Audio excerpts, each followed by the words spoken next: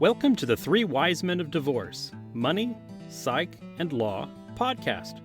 Sit down with the California divorce experts, financial divorce consultant Mark Hill, psychologist Scott Weiner, and attorney Shawn Webb for a frank and casual conversation about divorce, separation, co-parenting, and the difficult decisions real people like you face during these tough times.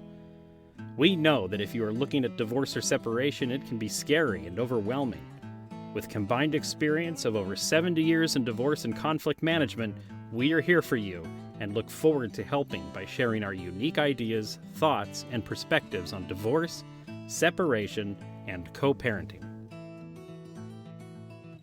So, Mark, we have a guest this week. It's the great Stu Webb. What can you tell us about Stu Webb?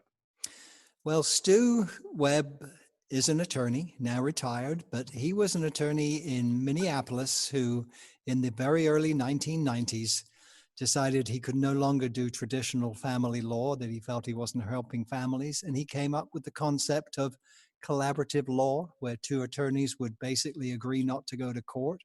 And so the whole movement started with him. And then there were numerous other people, most notably some folks up in Northern California, who added to it. And we brought in coaches, mental health professionals. And when I met them, these folks was about early 2000, and they trained me. And they asked me to come on board as they realized that there was an important role to be played by the financial individual, the financial professional. And so that's how I know Stu. Yeah, and this whole podcast is kind of built on what he started, this idea of approaching divorce from the three angles of legal, psych, and money. And collaborative practice is when you have people that sign an agreement that says they're never going to go to court. That's really the hallmark of collaborative, isn't it? Yeah, and it's not just the individuals, the professionals can't either. So if, basically the case, we can't get it solved, then basically you got to start over with new folks. Yeah, and it makes, as an attorney, from my perspective as an attorney, it really, it changes the way I approach the case. Because an adversarial case, I want to posture all the time, right? Because I'm worried about what's going to happen at court. If I know I'm never going to go to court, I know to serve this family, I've got to help them find a solution. And it just changes the way I approach it altogether. Instead of fighting and posturing, we're looking for solutions. And all of this came from the concept that Stu came up with 30 years ago. Where he wrote a letter, right? He wrote a letter to some other professionals in the legal community there in Minnesota, saying maybe we could do this in a different way. And it really did start a movement. So I'm honored that we have him on the podcast.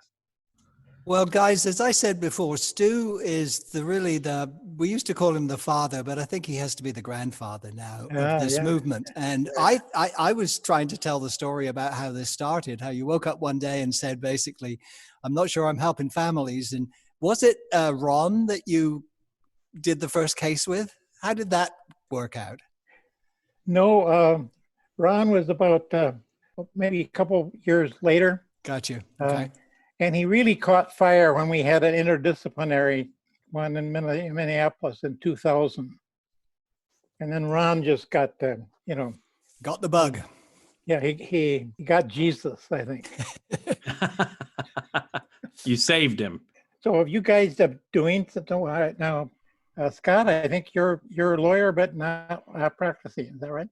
Correct. I'm a psychologist primarily. I'm inactive in the bar, but I do, my connection to collaborative work is essentially through Shawn, who I was so curious about, because when I took the training, here's this Mormon guy who bought all the liquor and wine for the party at the end, and I had to know who the hell this guy was, right? So we met, and he's the guy to know. He's the guy to know. They made me stand up to thank me for all the booze I bought.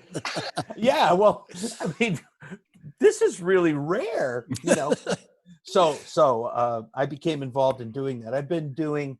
I came out of communications and group dynamics before even psychology. So mediation, understanding role taking, roles that emerge in leaderless groups, things like that were sort of my home turf. I wound up in psychology, but being involved in mediating and in working through conflict in groups is really my home turf. Yeah. And so that's how I wound up involved in collaborative, and it's utterly fascinating to me. Well, Scott's a really talented coach. I really love it when he's on a case. and so you guys are working together? Yes. Mhm. Oh, wonderful. Oh, yeah. Yeah. There is this whole team concept is just so great. And it's interesting. One of the financial people from California just sent me a 25-page essay that one of the, Mark, you know the name, but Kathy Daigle? Kathy Dable sent this Yeah, out to okay. me. Yeah. Yeah. But it was so great. It talks about the second paradigm shift. And I'd never heard of that particular, kind of an intermediate paradigm shift. And this paradigm shift was written by the psychologist, by the coach, and saying that the second paradigm shift is that the lawyers have to learn that they're not king shit. That is, I don't know why you need 25 pages for that. I could have paraphrased it accurately. But I thought he handled it pretty well in one sentence there. That's about right. yeah. Well, it's hard for us lawyers to give That's up right. control, right? And we started with collaborative law was just lawyers, early on. So it became we were the ones and these other people were just sort of accessories. Mhm. The financial person was just, oh yeah. We use financials. Yeah. Well, Yeah, actually, I came so much to appreciate the team and particularly the financial person, because we used to just turn the couple over to the financial people before we hardly ever talked to them, And you put all that stuff together and then come back and we'll see what we can do. That's And how now- Shawn works with me. It's like, I get go out talk of- to Mark. Yeah. I get out of Mark's way. Yeah, that's right. And the paradigm shift for the attorneys, you're right, is giving up the control. Like you can always tell an attorney that hasn't quite made the shift because they keep wanting to look in the Dropbox. Exactly. You got Can it. you just leave it alone for a little bit, let Mark do his work, and then we can look at it. And then, Scott, when you were talking about, I'm the other way around. I was a lawyer, but my really avocation was psychology. Yeah. That was my avocation. Always studying that. So, but what's so important for me now in the team, I keep preaching this because I'm saying the ultimate paradigm shift for me in the team is that the team holds their highest space. Yes. While we're Mhm. doing and the coaches, because they're more used to doing that, are the ones that really are responsible for kind of helping the team stay on that higher plane. And us lawyers, from the litigation standpoint, we tend to get down into the energy of the client. Mhm. And that's not always helpful, is it, Stu? So it's funny. We have a new case that's about to begin in which one of the two parties is saying he doesn't really need a coach because he took some psychology in college. That's like having a client, a lawyer for a client. Oh, Yeah. anyway. Well, I always joke I'm not a psychologist, but I play one on TV. And we always say the more that people resist a coach, the more potentially they need one. There's that too. Yeah. There's Yeah. that. That's true of all therapy, actually. So, our audience is people that don't know this work, lay people. Yeah. So how would we describe collaborative practice to the lay person? It depends on, I don't know. I always say, people that say they don't have any cases tell me that they don't really understand and own collaborative law or collaborative practice. Mm. Because if you own it, and you meet every client that comes in, you're telling them all their options, but you're also telling them the one that you like the best. Yeah, that's true. And I always, about 90% of the people that would come through my office is, investigating, would opt for a collaborative. We could work it out with everybody. And so I always figure that they just don't own it. So they say, well, this is one of the things we do. I don't know, maybe this would work for you, maybe it wouldn't, and the client freaks out and runs to their litigator. You got to believe it. You got to own it. I agree with that. Yeah, I think that's very true. I don't know if you've ever heard my old story, but where the client comes into see the lawyer and says, what's 2 + 2?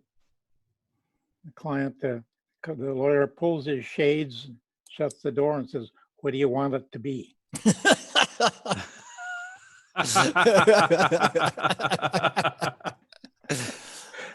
Yeah, you've got to be committed to it. You've got to believe in it. I mean, Shawn won't go to court anymore. I won't go to court anymore.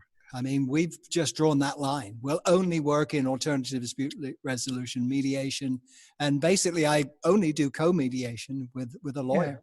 Yeah. Well, if I can't get collaborative solved, When you come to the conflict with the contact with a particular client, you're coming from that feeling, the feeling of collaboration. Mm-hmm. And that translates. It's amazing. We don't know how much, I think Scott probably is more up for this than I, but it's like there is a transmission that comes from higher feelings that gets transferred. Mm-hmm. And people are attracted to that. So when I think that's so true. Into their office and they're feeling that warmth and they're feeling that confidence and they're feeling that, I call it love, and they pick it up. That's so true. The spirit that you're working with. I always joke with people that I'm a dolphin instead of a shark. Yeah. And I have this little dolphin. I can give this to my clients. When we don't have coronavirus, I can give this to people, but it's kind of our little spirit animal, right? Yeah. But just the spirit of the dolphin, this concept of, there is a spiritual kind of energy to this, isn't there? Oh, yeah. And when you work as a neutral, as I do, I'm just so overwhelmingly conscious all the time of the fact that if I'm talking to one, I've got to think about what my responsibility is to the other, so that I am truly, as much as one can ever be, non-aligned, Yeah. And that's a fascinating paradigm shift for the attorney, is because I have my client when I'm a collaborative attorney, but I'm also very concerned about the other party. That's true. That's right. And you don't get that in litigation. So you've got a client, but you've also got, when you have that feeling, here's what I call it, how I describe the feeling. I just came to me the other day. You watch a movie and the movie has a soundtrack of music, and a lot of times I don't hear the music till I see the credits. Oh, I didn't know they played that one, this kind of thing. But the feeling of regard and respect and perhaps love, or whatever, agape kind of thing, is sort of like a soundtrack of feeling that we have and that we bring to the arena. And so that's part of what I call, that's the ultimate paradigm shift to the higher we can hold. You can be doing all your other stuff, it's just the background. And the clients start picking that up, without telling them anything about it. They just start sensing.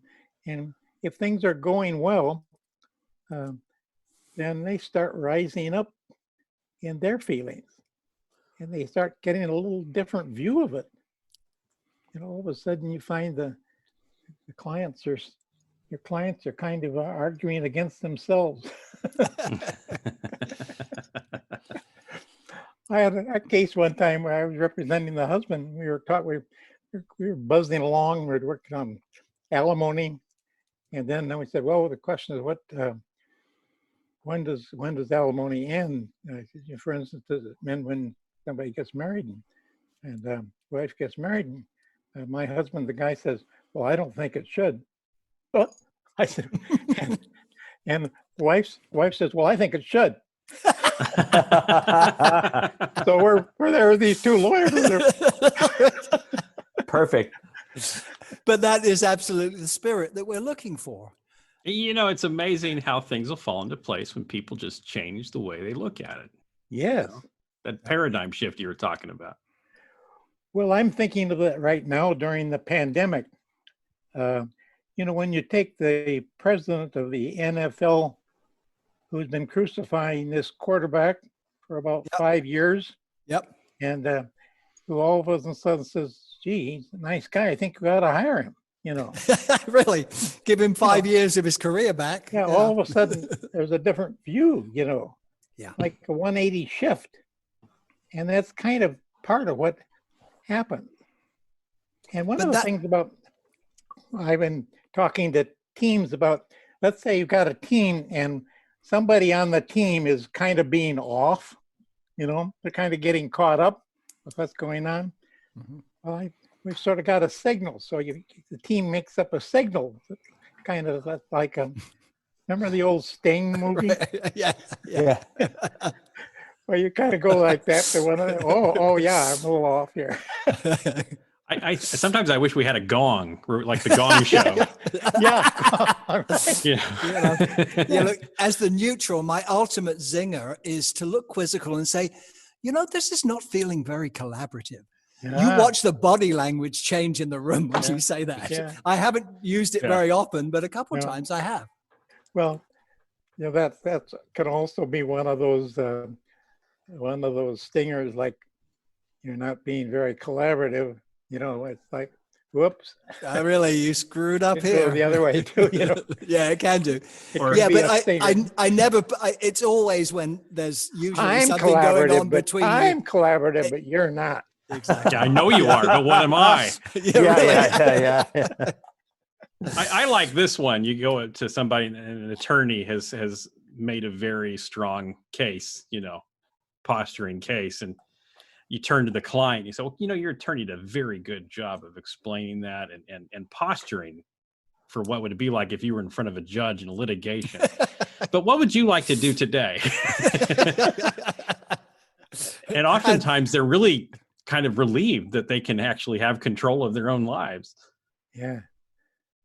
Well, I had here in the Twin Cities, we had this really, really master mediator, and he became a collaborative lawyer.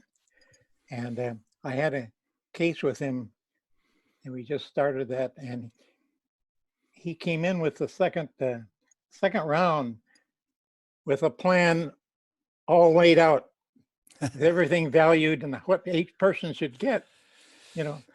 And I'm sitting there like, I couldn't even do this, you know. I couldn't. I needed the gong very badly. So what did he do? I mean, how did it? Were you able to? It was awful, just awful. Yeah. Because the attorney thought they knew better than the client, or they just kind of planned it. Well, he just this is the way it should be, you know. So, you know, people are listening to this and they're thinking, I don't understand this talk of attorneys being collaborative and getting along and being, you know, having all this, we're going to be friends stuff. A lot of people feel like their attorneys need to be enemies. I mean, what would you say to somebody like that? Like they want to, I think you get along too well with opposing counsel. I had that literally happen, Stu, 2 weeks ago. Client called me up and said, I talked to my brother my cousin who is a judge in New York. And he told me, you don't want attorneys who friend and like each other and get along. Yeah. Well, that was the case we're on. And they were like, you know, this person told me, I need somebody that hates you. Well, you know, that's the old way. And David from Boston, David Hoffman. Yeah, Dave Hoffman wrote a wonderful article where he researched all the stuff about what the relationship between the two parties, the two clients, the two professionals, and all the research showed that the results were so much better Sure. working with the trust than there was with the other way. And there's this thing called the prisoner's dilemma or something. Yes. Red and black game. Yeah. Yeah.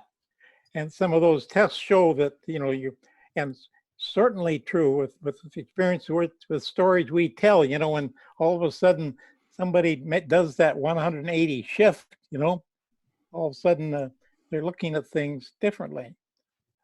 Or, the typical thing is you have people that hardly speaking to each other in the first time you meet. And by the second time they're saying, where is that quit claim deed we need? Is that in this? They start talking to each other, and pretty soon they say, we can work out some of this little stuff, between now and the next time. They start lightening up.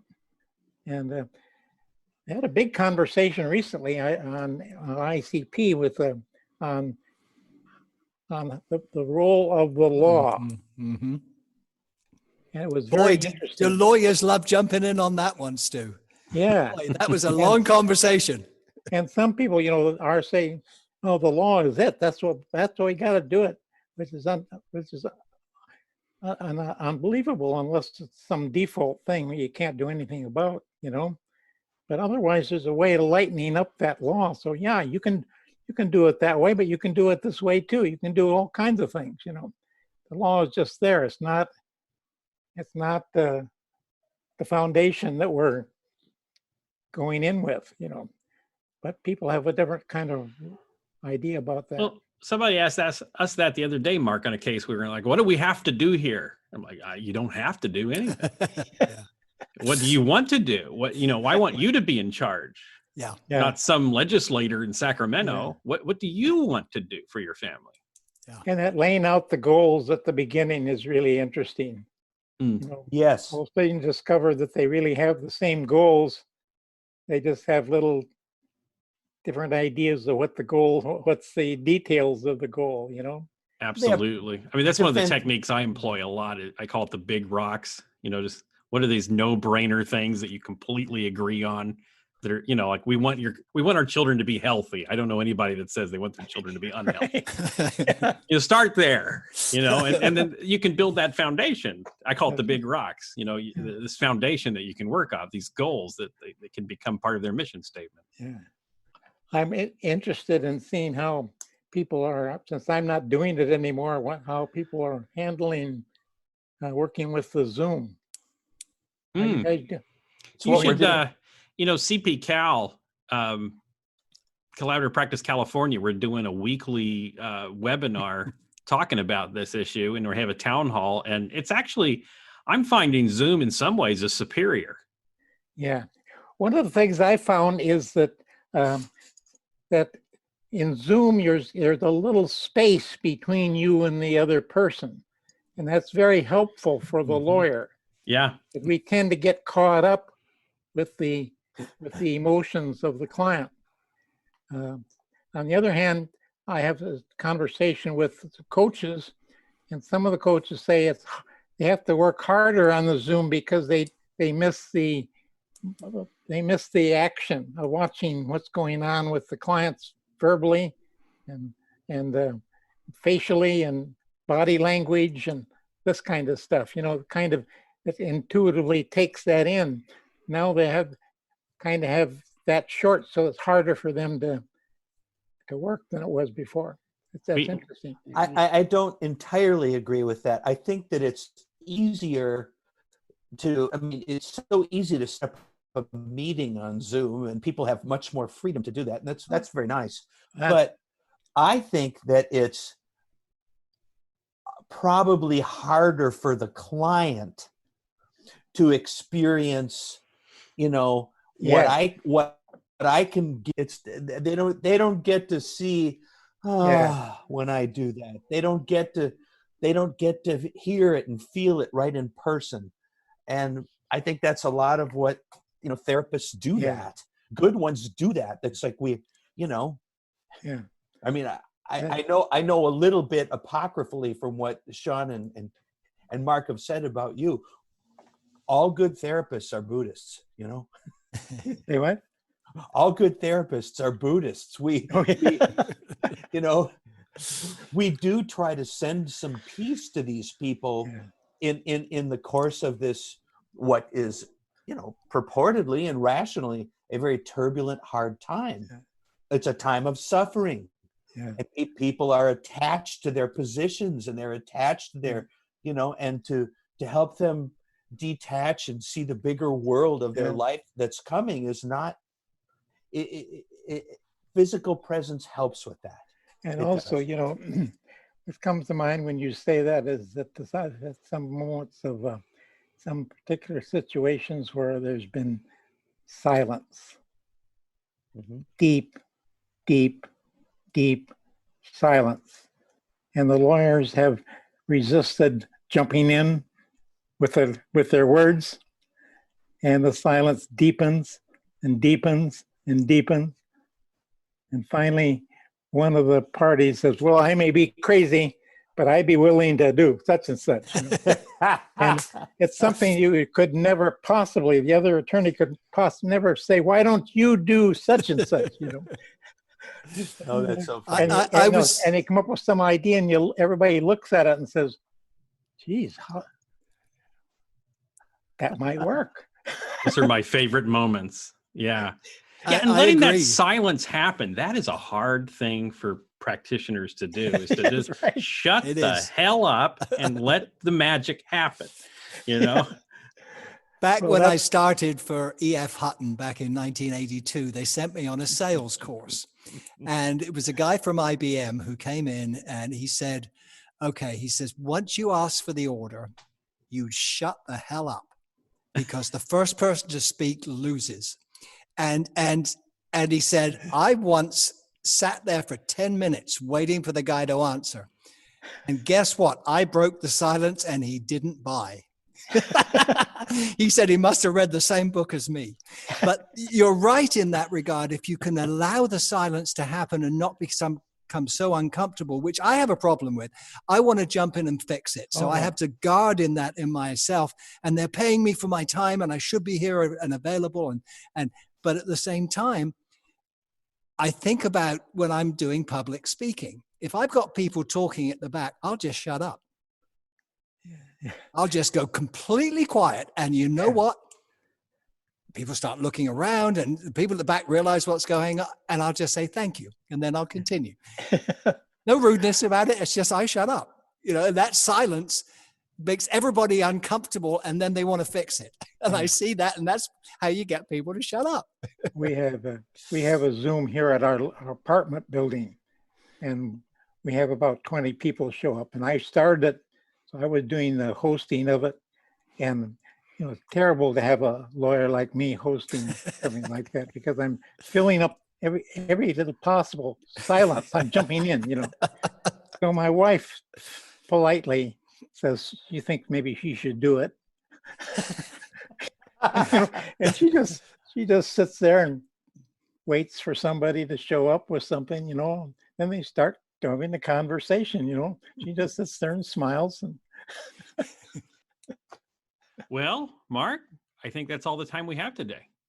Yeah, we really have kind of drilled down a little bit with Stu here, but the good news is that we have enough material here. So tune in next week to hear the second episode of The Three Wise Men, talking to the man that created Collaborative, the man who's responsible for thousands and thousands of people throughout the world using this method to settle disputes. So let me ask you, Mark, if somebody wanted to contact you to be a financial specialist on a collaborative divorce, what would they do?